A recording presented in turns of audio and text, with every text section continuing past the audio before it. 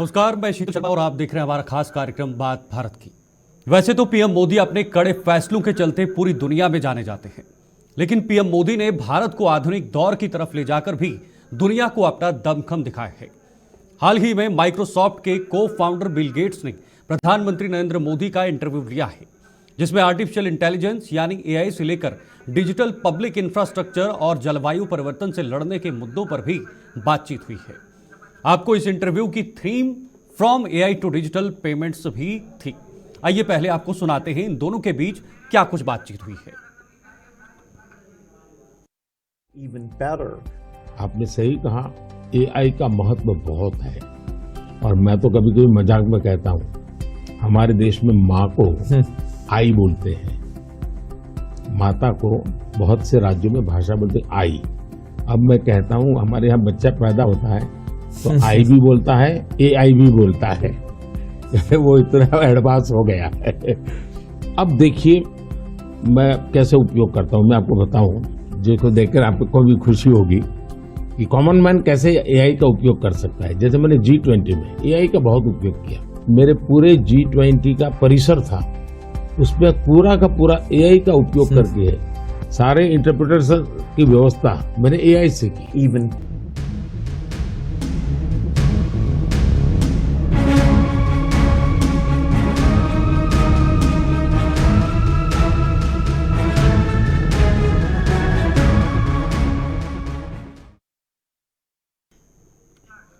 तो वहीं इस दौरान पीएम मोदी ने बिल गेट्स को सेल्फी लेने को भी कहा, जिसमें बिल गेट्स ने मुस्कुराते हुए अपनी हैरानी भी जाहिर की है। वहीं बिल गेट्स ने भारत की तारीफ की और कहा कि देश में डिजिटल सरकार है। उन्होंने कहा भारत न केवल टेक्नोलॉजी को अपना रहा है बल्कि वास्तव में इसका नेतृत्व भी कर रहा है। पीएम मोदी ने बिल गेट्स को नमो ड्रोन दीदी योजना के बारे में भी बताया और उन तरीकों पर भी प्रकाश डाला है जिनसे यह देश में खासकर महिलाओं के बीच टेक्नोलॉजी को बढ़ावा देने में मदद कर रही है। यानी पीएम मोदी का एआई को लेकर इतनी गहनता और दिलचस्पी यह संकेत देती है कि आने वाले समय में भारत टेक्नोलॉजी के क्षेत्र में और कितनी प्रगति करेगा। क्या एआई भारत का भविष्य बन सकता है? पहले सुनिए, फिर चर्चा शुरू करेंगे। हाँ, यूजिंग माय नमो ऐप और मैं एआई का बड़ा उपयोग करता हूँ और मेरे लिए पूरे देश में बहुत काम आता है। ये मेरा फोटो बूथ है। अब आप सेल्फी ले लीजिए, इस पर take the selfie. okay. Yes. Wow. So you can see. Wow. Not only this, since last 20 years, मेरे साथ आपके जितने भी फोटो होंगे, जितने भी मेरी फोटो होंगे 20 साल की, सारे इस पर आ जाएंगे।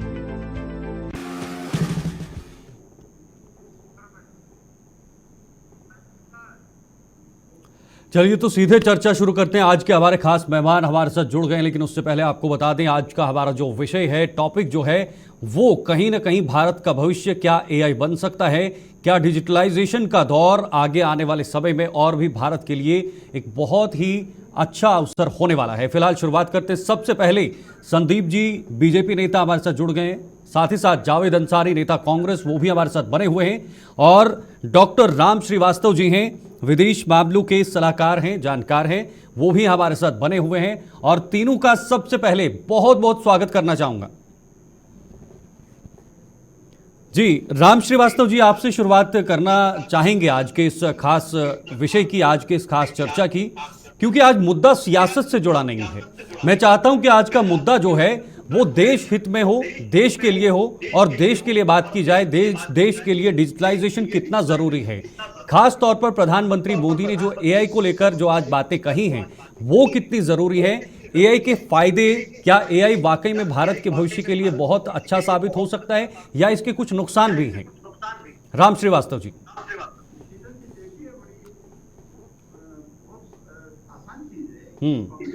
आगे की जो दुनिया होने वाली है, एक जमाने में हमारे पास जो है मोबाइल नहीं हुआ करते थे, बिल्कुल, तब भी दुनिया चलती थी। आज मोबाइल जो आज की तारीख में 2 साल बाद नए मॉडल आ जाते हैं, तो उनमें नए एप्लीकेशन आ जाते हैं। अब इस समय जो कंप्यूटर्स हैं वो सामान्य कंप्यूटर हैं, अब क्वांटम कंप्यूटर्स आने वाले हैं। तो आप ये मानकर चलिए कि विज्ञान जिस गति से रफ्तार से आगे बढ़ता जा रहा है, उस रफ्तार से हर देश को आगे बढ़ना पड़ेगा, और यही उसके मानवता के हित में है। जहां तक आर्टिफिशियल इंटेलिजेंस का सवाल है, कृत्रिम जो बुद्धिमत्ता का प्रश्न है, उसमें जो सबसे विशेष चीज ये है कि इसके उपयोग बहुत सारे हैं, दुरुपयोग भी हो सकते हैं, लेकिन उन दुरुपयोगों को कैसे रोका जाएगा। राम श्रीवास्तव जी, आपकी आवाज कट रही है। आज की तारीख में जो जी जी जी जी आज की तारीख में जो कुछ भी प्रदर्शन हुआ है वो बहुत महत्वपूर्ण है। हर वैज्ञानिक का उत्साह प्रदर्शन करने लायक ही है। लेकिन मैं एक छोटी सी बात बताऊं, जब शीतल जी हमारा देश गुलाम था और हमारे सीवी रमन को नोबेल प्राइज मिली थी, तो नोबेल प्राइज मिलते के साथ ही उन्होंने जर्मनी से भागने वाले नोबेल लॉरेट्स को अपने यहाँ इनवाइट करके नौकरी दे दी थी। ठीक है। तो साइमन कमीशन जब आया था, तो साइमन कमीशन के दो काम थे, एक तो दिल्ली में काम था और दूसरे सीवी रमन की इंक्वायरी की कि आपने आर्थिक कुछ गड़बड़ी की है, लेकिन ऐसा कुछ नहीं था। फिर भी उन्होंने कहा कि देखिए, अंग्रेजों को ये डर था कि एक भारतीय वैज्ञानिक नोबेल प्राइज ला सकता है, बहुत सारे अगर नोबेल लॉरेट इकट्ठे हो जाएंगे तो ये देश न जाने कितनी प्रगति करेगा। इसलिए उन पर कहा कि आप रिजाइन कर दीजिए, नहीं तो हम आपको टर्मिनेट करेंगे। तो देखिएगा, स्वतंत्र भारत में और गुलाम भारत में क्या स्थिति थी। आज हमारा 30% जो ब्रेन है नासा में काम कर रहा है। आज खुले मंच पर इस बात की पुख्ता जांच हो चुकी है, प्रमाणित हो चुका है कि हमारे वैज्ञानिक जिस रफ्तार से काम कर रहे हैं, उनके लिए जो अच्छा अवसर मिला है आर्टिफिशियल इंटेलिजेंस से। डॉक्टर राम श्रीवास्तव जी, वैश्विक स्तर पर देखा जाए तो क्या एआई या फिर जो भारत की इस वक्त तकनीक है, जिस तकनीक से हम बढ़ रहे हैं, जिस प्रगति से हम तकनीकी के क्षेत्र में आगे बढ़ रहे हैं, क्या ये एक मजबूत कड़ी है पूरे विश्व के अंदर? और जिस तरह से प्रधानमंत्री मोदी इसको प्रस्तुत करते हैं, बिल गेट्स के सामने जिस तरह से उन्होंने रखा, एक सेल्फी के जरिए उन्होंने एआई को बताया और मुस्कुराते हुए बिल गेट्स ने भी जवाब दिया, ये एक मजबूत कड़ी है हमारे देश की पूरी दुनिया के अंदर?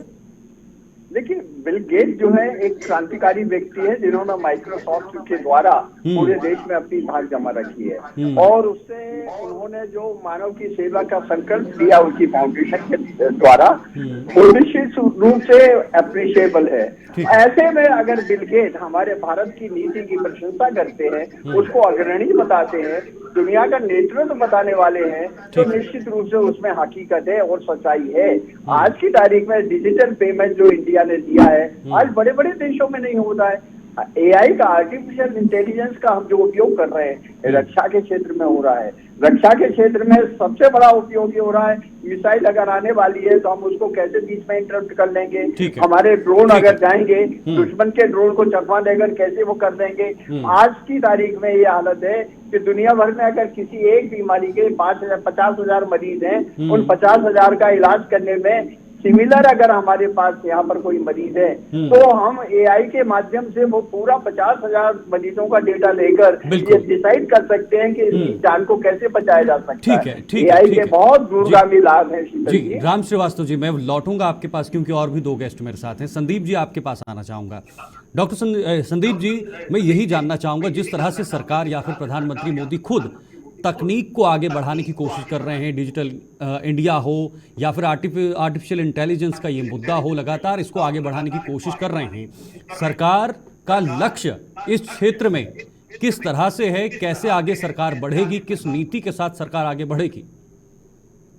शीतल जी, देखिए, दो बातें महत्वपूर्ण है। पिछले जून के महीने में मुझे अमेरिका में बहुत लंबे समय तक रहने का मौका मिला और जब एआई की बड़ी बड़ी कंपनियां बन रही थी तो भारत भी उसमें नेतृत्व कर रहा था। भारत पीछे नहीं था। भारत के जो नौजवान हैं, भारत के अंदर हो या भारत के बाहर हो, आपको जानकर आश्चर्य होगी, पटना में बैठा हुआ व्यक्ति एआई के लिए काम कर रहा है। पटना में बैठा हुआ व्यक्ति सॉफ्टवेयर बना के लंदन में, अमेरिका में बेच रहा है। तो बिहार में आपने कहा कि राजनीतिक विषय नहीं, तो आज बिल्कुल मैं राजनीतिक विषय से हटके बात करता हूँ। मैं मानता हूँ कि राजीव जी जब भारत के प्रधानमंत्री थे, युवा प्रधानमंत्री थे, जब बाहर से वो आए तो कंप्यूटर की बात भारत में हो रही थी, तो हम लोग पक्ष या विपक्ष, कई तरह की हमारे यहाँ जो राजनीतिक स्वरूप है वो ये है कि कोई भी अच्छा काम करेगा या नहीं भी करेगा तो हमें सिर्फ बुराई करने में, जो बात कहूं विपक्ष उसका उल्टा ही करेगा। लेकिन अभी जो सबसे महत्वपूर्ण बात है, इस विषय में विपक्ष भी साथ देगा कि आज भारत जो है सबसे बड़ा विश्व का बाजार है। आज पूरा विश्व भारत के लिए काम कर रहा है और इसको सहर्ष स्वीकार करने की आवश्यकता है।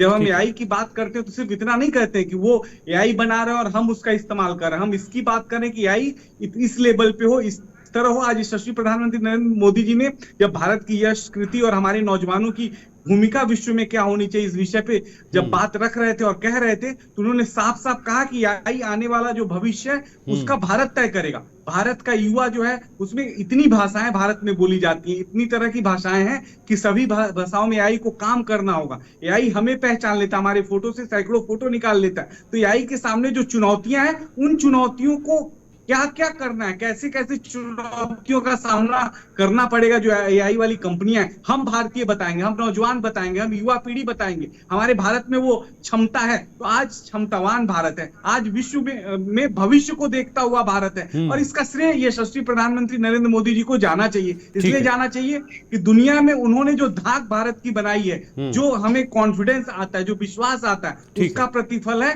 कि भारत का युवा आज दृढ़ संकल्पित है, कृत संकल्पित है और उठकर चल रहा है, दौड़ लगा रहा है, पूरे विश्व को दिशा देने का काम कर रहा है। ठीक है, जावेद जी के पास भी चलना चाहूंगा। जावेद जी, जरा जिस तरह से सरकार आगे बढ़ रही है इस क्षेत्र में, प्रधानमंत्री मोदी की बात करें, और मुझे लगता है कि आपने भी ये इंटरव्यू देखा होगा, किस तरह से पीएम मोदी ने बिल गेट्स के सामने अपनी सारी बातें रखी, देश को लेकर किस तरह से इस क्षेत्र में आगे बढ़ रहे हैं।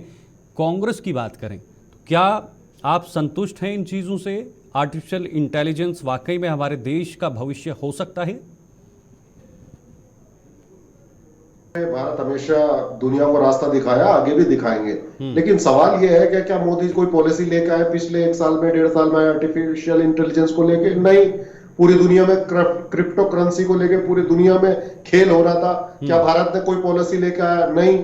अभी पूरा आईपीएल चल रहा है, पूरे देश में बैटिंग बच्चे कर रहे हैं, लोग कर रहे हैं, ऐसी वेबसाइट चल रही है, कोई कानून है देश में? नहीं। लेकिन मुझे तो हंसी आ रही थी वो इंटरव्यू देख के। मोदी जी कह रहे थे हमारे देश में अगर बच्चा पैदा होता है तो वो ए भी बोलता है, आई भी बोलता है। ये क्या तुक की बात है कि हमारे देश का प्रधानमंत्री ऐसी बात कर रहा है? और ग्लोबल वार्मिंग पे चर्चा की मोदी जी ने। ग्लोबल वार्मिंग पे एक बच्चे ने 5वीं क्लास के कक्षा के बच्चे ने पूछ लिया था मोदी जी से ग्लोबल वार्मिंग के बारे में, तो कह रहे थे कि सर्दी नहीं बढ़ी, हमारी उम्र बढ़ने से हमें सर्दी लगती है। तो ग्लोबल वार्मिंग पे भी मोदी जी का व्यू पता है और टेक्नोलॉजी पे भी व्यू पता है। पूरे देश में फेक न्यूज और फेक पूरी आईटी सेल जो है भाजपा का, वो पूरे देश में नहीं पूरी दुनिया में फेक न्यूज फैलाने में नंबर 1 है। तो क्या कानून बनाया मोदी जी ने फेक न्यूज से निपटने के लिए? टेक्नोलॉजी का सबसे ज्यादा मिसयूज है मोदी जी के राज में हो रहा है कि पूरे देश में झूठ परोसा जाता है, कोई कानून नहीं है देश में। तो आर्टिफिशियल इंटेलिजेंस अपनी जगह है, लेकिन देश के प्रधानमंत्री का काम है पॉलिसी बनाना। इसको लेकर क्या पॉलिसी बनाई? अभी संदीप भाई साहब कह रहे थे कि पटना में बैठा हुआ बच्चा भी एआई के लिए काम कर रहा है। हो सकता है कर रहा हो, लेकिन कोई पॉलिसी है देश में कि एआई को लेके कोई पॉलिसी सरकार ने लॉन्च की हो कि भाई हम इसके अंतर्गत ये करेंगे, ये प्लान है, ये रोड मैप है? हाँ, इंटरव्यू देने में मोदी जी बहुत माहिर है, लेकिन काम करने में जीरो है। कोई काम दिखाए उनका। और ये वही भाजपा के लोग हैं, जब राजीव जी कंप्यूटर लेके आए थे तो अटल बिहारी वाजपेयी बैलगाड़ी लेके उनका विरोध करने संसद पहुंच गए थे। तो अगर आज ये टेक्नोलॉजी की बात कर रहे हैं, और डॉक्टर साहब ने एक बात बोली कि 30% साइंटिस्ट नासा में काम कर रहे हैं, बिल्कुल 30 नहीं 40 कर रहे होंगे। सिलिकॉन वैली इंडिया के लोगों से भरा पड़ा है, लेकिन क्या नासा भारत का इसरो है? नहीं, वो तो अमेरिका के लिए काम कर रहे हैं। जब हमारे देश के लिए हमारे नागरिक काम करेंगे, हमारा देश तब तरक्की करेगा। आईएलओ इंटरनेशनल लेवल पे बात कर रहे हैं संदीप भाई कि इंटरनेशनल लेवल पे हमने विश्व में पटल पे ये झंडे गाड़ दिए। क्या झंडे गाड़ दिए? अभी इंटरनेशनल लेबर ऑर्गेनाइजेशन के आंकड़ा है, वो कह रहा है 83% भारत के युवा बेरोजगार है। तो ये झंडे गाड़ है। प्रेस फ्रीडम इंडेक्स में 161 नंबर है। मैं फटाफट संदीप जी से जवाब ले लेता हूं। 121 देशों की सूची में तो कहां पे हम खड़े हैं? $84 पार हो रहा है, तो कहां पे खड़े हैं हम? बिल्कुल बिल्कुल, मैं आपका जवाब झूठ बोलना, बार-बार जुमलेबाजी फेंकना, ये बंद कर दीजिए। मैं आपका जवाब लेता हूं जावेद जी, क्योंकि ये पॉलिसी हम बना रहे हैं, हम मान लेंगे। जी संदीप जी, मैंने शुरुआत में ही कहा था कि जितने एआई के फायदे होंगे उतने नुकसान भी होंगे, क्योंकि टेक्निकल है और टेक्निकल चीज़ों में ये दोनों पहलू रहते हैं।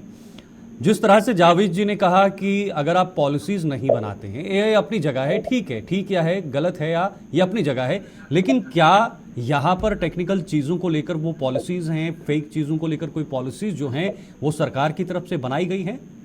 जावेद जी कह रहे हैं कि ये इंटरव्यू देखकर मुझे हंसी आ रही थी।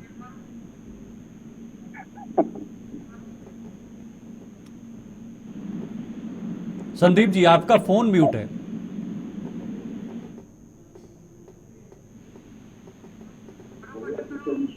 जी जी जी, संदीप जी आवाज आ रही है? जी, आ रही है, आ रही है। देखिए, दो बातें महत्वपूर्ण है। देखिए, किसी भी चीज की नकारात्मक और सकारात्मक दोनों पहलू है।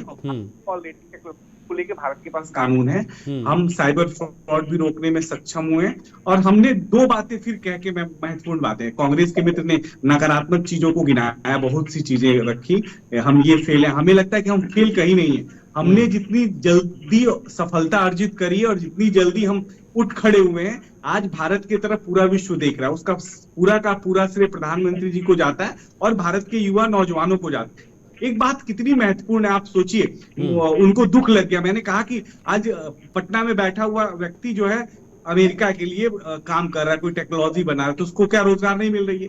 बैठा हुआ सॉफ्टवेयर बना रहा है, क्या वो सॉफ्टवेयर भारत में काम नहीं आ रहा है? तो इन्होंने बातें पकड़ ली और इनको सिर्फ मेरा विरोध करना, तो विरोध स्वरूप कोई बात आप करना चाहते हैं तो करिए, लेकिन अब भारत इन सब चीजों में लफड़ों में नहीं पड़ना चाहता। तो भारत चाहता है कि भारत के पास जो नीतिगत दृष्टिकोण है उसको वो आगे बढ़ाएगा। विश्व के पटल पे जो काम हो रहे हैं वो भारतीय कर रहे हैं, भारत के लोग कर रहे हैं, भारत में बड़ी बड़ी कंपनियां आके कर रही हैं, भारत में रोजगार के अवसर है। और आपको पता है 30 करोड़ के आसपास तो हमने माइक्रो फाइनेंस, छोटे छोटे लघु उद्योग लोगों को ऋण दिए। मैं कहता हूं कि अगर उतने लोगों को हमने रोजगार नहीं दिया होता तो आज तो कांग्रेस सड़कों पे है कि बेरोजगारी का रोना रो रही होती। तो भारतीय जनता पार्टी की सरकार, मैंने पहले कहा कि ये राजनीतिक डिबेट नहीं है, कांग्रेस के मित्र ने इसको पूरी राजनीतिक डिबेट बना दी। मैंने ठीक है, देखिए संदीप जी, विरोध भी जरूरी है, विरोध भी जरूरी है। अगर विरोध नहीं होगा तो शायद जो चीजें हैं वो सही से नहीं चल पाएंगी, और विरोध हर चीज में जरूरी रहता है। फिलहाल वापस डॉक्टर राम श्रीवास्तव जी के पास जाना चाहूंगा। डॉक्टर साहब, आपने दोनों की बातें सुनी, किस तरह से विरोध भी निकलकर सामने आया। उन्होंने कहा कि इस पर कुछ पॉलिसीज भी बननी चाहिए, इस पर कुछ चीज़ें होनी चाहिए जिससे लोगों को दिक्कत ना हो, कोई फेक न्यूज़ जैसी जो हैं वो चीज़ें फैले ना, कोई नुकसान ना हो। आपका क्या मत है इसको लेकर? शीरन जी, बहुत सीधी बात है कि पहले तो मेरा एक निवेदन है कि देश का भविष्य जो है सर्वोपरि होता है, देश की सुरक्षा सर्वोपरि होती है, और एआई का सीधा संबंध देश की भविष्य से है, देश की सुरक्षा से, आने वाली पीढ़ियों के लिए। लेकिन हमको अपने जो पार्टी विशेष के लोग हैं उनको, विशेषकर जावेद भाई से मैं कहूंगा, अगर एआई का सबसे ज्यादा उपयोग इस डिजिटल वर्ल्ड का अगर सबसे ज्यादा उपयोग आज की तारीख में कोई कर रहा है तो विरोध ही कर रहे हैं। अगर उनको इतनी नफरत है तो जो एक्स उनका ट्विटर पर अकाउंट है उसको डिलीट कर दीजिए, क्यों उसको कर रहे हैं? आज की राजनीति में आप देखेंगे तो सबसे ज्यादा रोल जो प्ले कर रहा है डिजिटल दुनिया कर रही है। खैर, वो एक अलग मुद्दा है। मैं तो सिर्फ इतना ही निवेदन करूंगा, देश का भविष्य जहां इन्वॉल्व है, क्योंकि आर्टिफिशियल इंटेलिजेंस का सबसे अधिक उपयोग अब भविष्य में संभावित, ईश्वर ना करे कभी हमारे देश को कभी कोई युद्ध का सामना करना पड़े, लेकिन अगर किसी तरह का युद्ध होता है तो निश्चित मानिए हमारा पड़ना बहुत भारी है, क्योंकि हम आर्टिफिशियल इंटेलिजेंस का उपयोग करके मिसाइलों से, हवाई जहाजों से, लड़ाकू विमानों से, ड्रोन से, और देश की रक्षा के लिए सभी तरह का हमारे यहाँ इसका उपयोग किया जा रहा है, और इसके लिए देश बहुत आगे प्रगति कर रहा है। जो आत्मनिर्भर भारत की योजना है उससे देखने के लिए मेरा ख्याल है अगर हम राजनीतिक चश्मे को उतार दें तो ज्यादा बेहतर ढंग से समझ पाएंगे, क्योंकि हर हालत में आप देखिएगा 2043 के समय हमको देश को जब शताब्दी वर्ष बनाएंगे तो आज की तारीख में हम जिस आर्थिक स्थिति में आ चुके हैं, दुनिया के नंबर 1 हमको बनना है। ये संकल्प आज की तारीख में हर भारतीय को लेना चाहिए, वो चाहे किसी भी पार्टी का हो, क्योंकि देश की अस्मिता, देश की सार्वभौमिकता, देश में प्रजातंत्र की एक जो छाप पड़ी हुई है, आज की विदेश नीति हमारी देश की इतनी अच्छी है, तो यही एक कारण है रूस और यूक्रेन के युद्ध के बीच में, जब हमारे भारतीय फंसे हुए थे युद्ध को, जिसको कि आज 2 साल से अधिक हो गया, कोई नहीं रुकवा पाया। लेकिन हमारे जो आज के राजनेता कहिए या हमारी भारतीय प्रजातंत्र की शक्ति कहिए, जिसने कि उस युद्ध को रुकवा कर वहां से हमारे नागरिकों को बाहर निकाला। आज पूरी दुनिया भारत की ओर देख रही है। अभी इस समय देखिएगा, यूक्रेन के जो है विदेश मंत्री आए हुए हैं, इधर रूस भी ये कोशिश कर रहा है कि हम भारत को उपयोग करके, ये सब क्यों हो रहा है? इसलिए कि भारत एक महान शक्ति बनने पा रहा है, बन चुका है, और कंप्यूटर के क्षेत्र में, आर्टिफिशियल इंटेलिजेंस के क्षेत्र में, डिजिटल वर्ल्ड के क्षेत्र में आज की तारीख में हमारी साख जो पूरी दुनिया में है, आज किसी भी देश में चले जाइए, चाहे आप जर्मनी में जाइए, नाटो के देश में जाइए, चाइना में जाइए, कोरिया में जाइए, आपको वहां पर जो आईटी के लोग मिलेंगे वो हिंदुस्तानी बच्चे मिलेंगे, यंग ब्लड मिलेगा। तो ये कहना निरर्थक है कि हम जो है आर्टिफिशियल इंटेलिजेंस का दुरुपयोग कर रहे हैं। अरे क्रिप्टो करेंसी जो है उसके बारे में गहराई से देखिएगा, उसको भी नीति जो है अगर नहीं बनी होती तो आज देश आगे कैसे बढ़ता, आज डिजिटल पेमेंट कैसे होते, दुनिया में कहीं नहीं हो पा रहे हैं इतनी तेज रफ्तार से।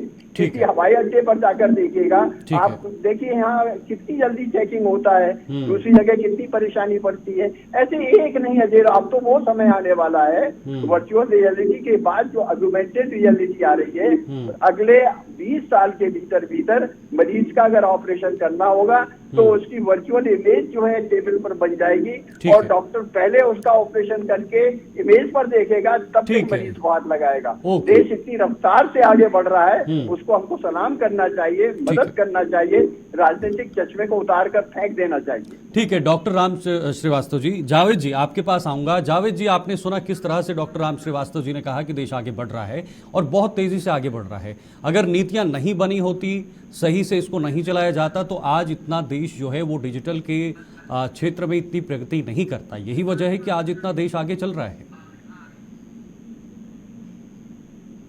का नाम बता दे, कौन सा कानून बना है क्रिप्टो करेंसी को लेके और कौन सा कानून बना है एआई को लेके। दूसरा, अभी डॉक्टर साहब ने बोला कि युद्ध के क्षेत्र में एआई का यूज बहुत होगा, मान लिया मैंने, बिल्कुल होगा। तो मणिपुर में 1 साल से दंगे हो रहे हैं, मणिपुर जल रहा है, तो एआई की मदद से उसको रोक देना चाहिए।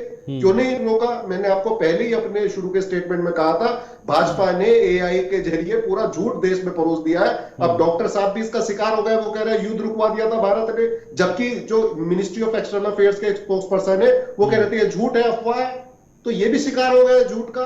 तो झूठ के लिए कानून क्या है? टेक्नोलॉजी का मिसयूज कैसे हो रहा है? दूसरा, हम जो है डिजिटल जो भी काम हो रहा है, डिजिटल प्लेटफॉर्म है, उसके विरोध में नहीं है। हम सरकार से कह रहे हैं कि आपकी पॉलिसी क्या है, आप कानून क्या लेकर आए। तो सरकार के पास कोई जवाब नहीं है, बस फोटो करवाना, वीडियो खिंचवाना, ये करवाना और बार बार कहना कि हमारी सेना को यूज होगा। बिल्कुल होगा, टेक्नोलॉजी आज से यूज नहीं हो रही है सेना में, वो तो बरसों से यूज हो रही है। और वो कह रहे हैं कि पेमेंट हो रहे हैं। मैं 10 साल पहले लंदन में पढ़ता था, 10 साल पहले सारा ऑनलाइन सिस्टम था, सारा 10 साल पहले ऑनलाइन शॉपिंग होती थी। आज भारत में हो रही है, लेकिन वो देर लगती है। पूरी दुनिया पे पटल पे अपने आप को आंकड़ा के हम सबसे आगे हैं, तो ये गलत होगा। जब आप विश्व स्तर पे जाएंगे तो आप पाएंगे कि हम कहीं नहीं है। कौन से क्षेत्र में मोदी जी ने झंडे गाड़े, मुझे वो बता दो। क्या डॉलर 3 रुपए में मिलने लगा? नहीं मिल रहा है। कौन सा क्षेत्र है, कौन से क्षेत्र में काम किया है? डॉक्टर साहब भी शिकार हो गए झूठ का कि भारत ने युद्ध रुकवा दिया था, जबकि मिनिस्ट्री ऑफ एक्सटर्नल अफेयर्स कह रही है नहीं ये झूठ है।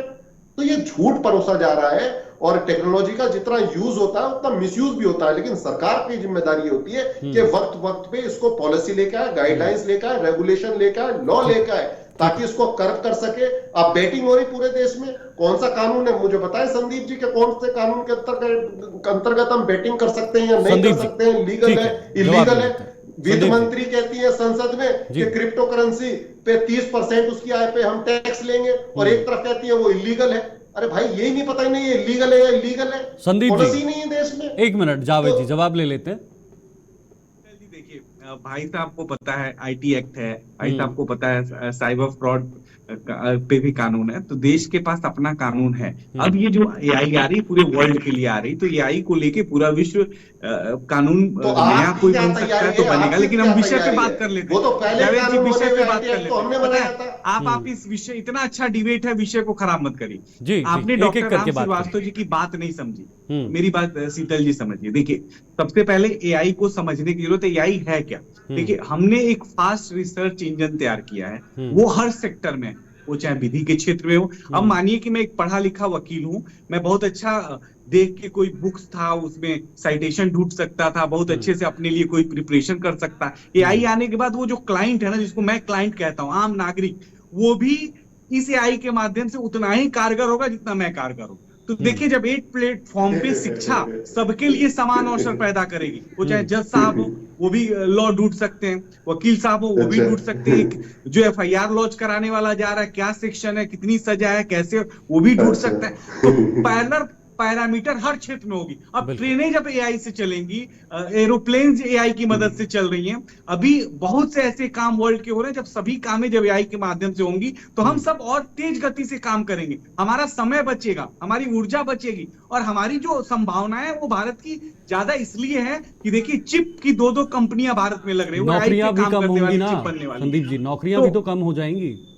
नहीं शीतल, जिससे नौकरियां कम नहीं होंगी, अवसर बढ़ेगा, तो अवसर जब बढ़ता है तो नौकरी कम नहीं होती। मैं डॉक्टर राम श्रीवास्तव जी ये साफ करना चाहूंगा कि क्या इससे हमारे युवाओं की नौकरियों पर भी कोई असर पड़ेगा या नहीं। डॉक्टर राम श्रीवास्तव, नहीं, क्या युवाओं के रोजगार पर भी अवसर, इसका जो है असर पड़ने वाला है एआई का? क्योंकि जितना काम एआई से होगा उतना लोग फ्री हो जाएंगे उससे। इससे और रोजगार बढ़ने। जी जी, रोजगार बढ़ेंगे, बहुत जी। तेजी से बढ़ेंगे, नई नई तकनीकों से बढ़ेंगे। अब वो जमाना आ गया है कि किसान को जो है घर बैठे हुए अभी पंप चलाकर खेत में जो है स्प्रे करने जाना पड़ता था कीटनाशकों को, वो खत्म हो जाएगा, ड्रोन स्प्रे करेगा। इस तेजी के साथ देश का विकास होगा, उसकी आज कल्पना नहीं कर सकते हैं। हाँ, एक बात जरूर है, भविष्य में हमको वो वैज्ञानिकों को कहना पड़ेगा। मैं इसी पर डॉक्टर राम श्रीवास्तव जी आ रहा था कि अगर जो फायदे हम अभी गिना रहे हैं या जो सरकार कर रही है, क्या हमें सेफ्टी मेजर्स को मद्देनजर रखते हुए अभी से तैयार रहना चाहिए? अगर हम 20 साल बाद एआई को लेकर कहाँ होंगे, तो 20 साल बाद एआई को लेकर किस तरह से हमें सतर्क रहना है? क्या एक थ्रेट भी हो सकती है, उससे हमें बच के रहना पड़ेगा अभी से? देखिए, एआई जैसे आगे डेवलप हो रही है, वैसे वैसे हमको पता लगता जा रहा है इसके नेगेटिव असर क्या क्या हैं और उनको काउंटर एक्ट करने के लिए क्या तरीके हैं। जैसे आपको देखा होगा, अभी जो इंटरनेट के ऊपर फ्रॉड हो रहे हैं, उसमें जो जब से ये चेन वाला आया है, ब्लॉकचेन वाला, तब से उसमें कंट्रोल होने लगा है। तो अब निकट भविष्य में आप ये देखिएगा, जब तक हमको परेशानी पता नहीं लगेगी तो हम उसको दूर कैसे करेंगे। तो एआई के विकास के लिए हमारे यहाँ जो वैज्ञानिक काम कर रहे हैं, मुझे अब जो है हमारे वैज्ञानिकों से अनुरोध करना पड़ेगा, एक ऐसा भी आर्टिफिशियल इंटेलिजेंस का सॉफ्टवेयर तैयार कीजिए जिससे कि हमारे विरोधी दल के नेता अच्छी चीजों में भी बुराई ढूंढने की कोशिश करते हैं और उसको विकास में देश की रक्षा के लिए मदद नहीं कर पा रहे। ओके, समय कम है, समय कम कैसे है। उतारा जाए। डॉक्टर राम श्रीवास्तव जी, समय कम है। संदीप जी आऊंगा, बहुत कम समय है। जावेद जी 30 सेकंड, आपकी मुस्कुराहट का राज क्या है? मैं ये कह रहा हूँ कि वो कह रहे हैं कि किसान अब ड्रोन से छिड़काव करेंगे। अरे भाई, 2022 में आय डबल करनी थी, क्यों नहीं हुई? सवाल ये है, मैं 3 देश का वकील हूँ, इंग्लैंड, वेल्स और इंडिया का। भाई साहब कह रहे हैं कि वकील अब एआई से कर लिया करेंगे। जावेद जी, तो मुझे लगा कुछ AI अच्छी बात बताएंगे और शायद तभी आपकी हंसी आ रही थी। जावेद जी, तो मतलब ये क्या लॉजिक दे रहे हैं कि एआई से सारी ड्राफ्टिंग बिल्कुल हो जाएगी ड्राफ्टिंग, लेकिन ड्राफ्टिंग तो वही होगी जो सिस्टम में चीजें पड़ी होंगी। अगर सिस्टम में, कंप्यूटर में वो चीजें है ही नहीं एआई में, ठीक है, तो गलत जानकारी समय नहीं है। संदीप जी 5 सेकंड, संदीप जी 5 सेकंड, उसके बाद में डॉक्टर राम श्रीवास्तव जी को 10 सेकंड देता हूँ। संदीप जी, पे भी काम कंपनियां कर रही हैं और खासतौर से भारतीय इस पे काम कर रहे हैं, और मैं कांग्रेस के साथी को बोलूंगा कि वो बिल्कुल परेशान ना हो।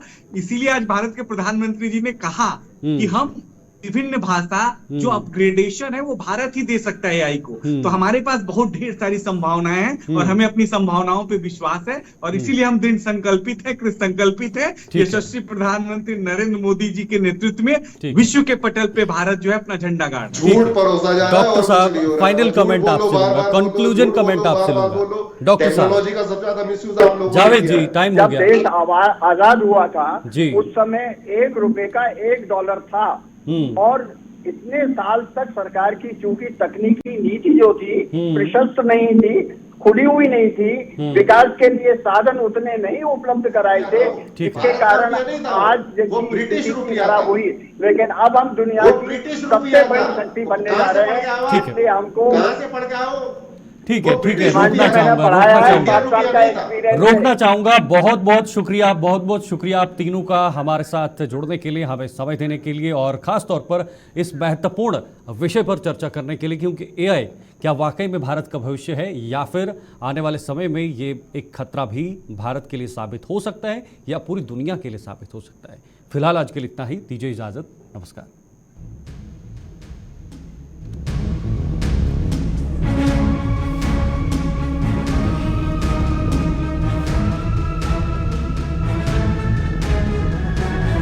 सब भगवान के